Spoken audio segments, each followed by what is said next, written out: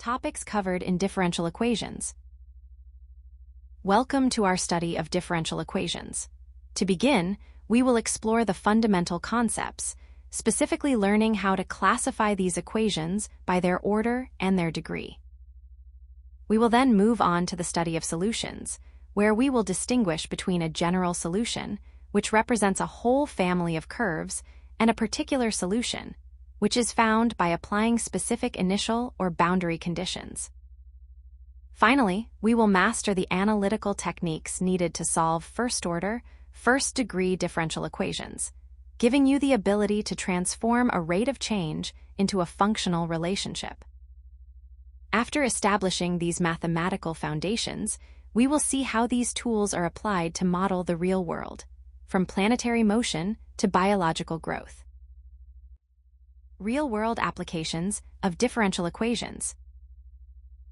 Now that we have explored the fundamental definitions and the analytical techniques used to solve these equations, you might be wondering how these mathematical models translate into the real world.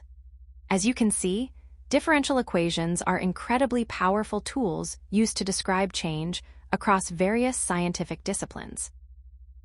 In the field of physics, they allow us to model the complex motion of planetary bodies, the vibrations of musical strings, and even the temperature changes described by Newton's law of cooling. In biology and ecology, these equations are essential for predicting how populations grow or decline, using models such as the Malthusian growth model and the logistic equation.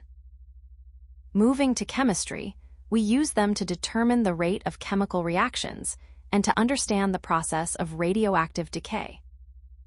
Finally, in engineering, differential equations are crucial for analyzing electrical circuits, specifically R, L, C circuits, and for ensuring the structural integrity of massive bridges and buildings.